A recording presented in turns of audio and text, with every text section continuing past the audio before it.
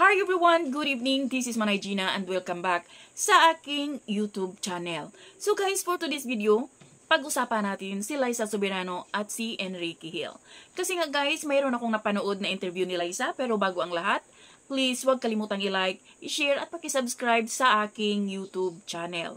So yun na nga guys, mayroon akong napanood na interview ni Liza at sinabi nga niya na meron silang gagawing teleserye ni Ken. Pero yun nga, niluluto pa lang siya, hindi pa plansado, so hindi niya alam kung kailan magsisimula. So diba guys, no, alam kong happy ang mga supporters ng Les Ken kasi matagal-tagal na rin silang hindi nakagawa ng movie or teleserye, diba? Kaya itong news, ito yung sinabi ni Liza na alam kong happy ang kanyang mga supporters, ang mga fans ng Les Ken.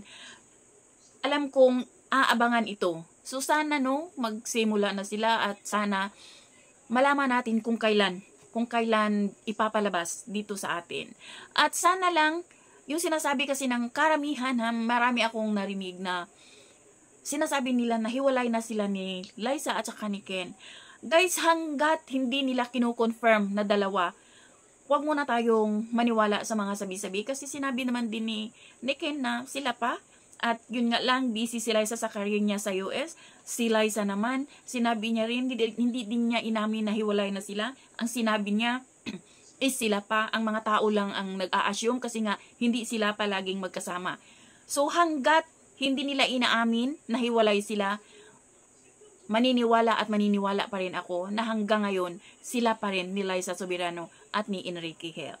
So yun lang guys, abangan natin ang update kung anong klaseng teleserye ito, kung kailan ipapalabas or kailan sila magsisimula kasi hindi pa sila nagsimula. So abangan na lang natin to guys. So yun lang, thank you for watching. Until then, bye, God bless everyone.